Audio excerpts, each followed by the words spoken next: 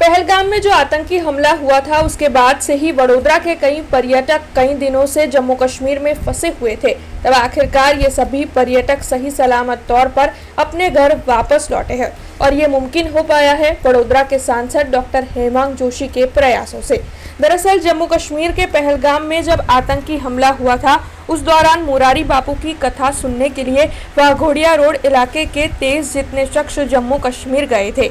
तब से वो वहीं पर फंसे हुए थे। तब सांसद डॉक्टर हेमांग जोशी के प्रयासों से स्पेशल ट्रेन के जरिए आज ये सभी वडोदरा वापस लौटे हैं। वडोदरा रेलवे स्टेशन पर जब ये सभी यात्री पहुंचे तब उनके परिजनों की ओर से उन्हें सही सलामत देखकर राहत की सांस ली गई और साथ ही प्रशासन का धन्यवाद भी इन यात्रियों की ओर से अदा किया गया।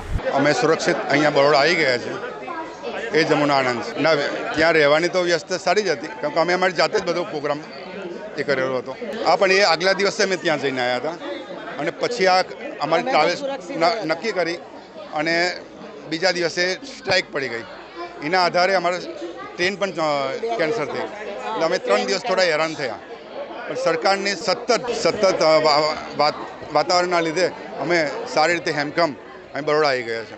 બિલકુલ અમે સુરક્ષિત રીતે વડોદરા પાછા આવી ગયા છે। ભગવાનનો આભાર માનીએ છીએ કે અમારો જીવ સુરક્ષિત રીતે અમે બચાવીને આવ્યા છે। પણ જ્યારે ત્યાં આ ઘટના બની ત્યારે અમે શ્રીનગરના એક શાલીમાર ગાર્ડનમાં હતા। ધીરે ધીરે અમને સોશિયલ મીડિયાથી ખબર પડી કે આ રીતની ઘટના બની છે। પરંતુ ત્યારબાદ લાઈવ ચોકમાં પણ વિરોધ પ્રદર્શન થતું હતું અને એના માટે હું ત્યાં ખુદ પણ ગઈ હતી।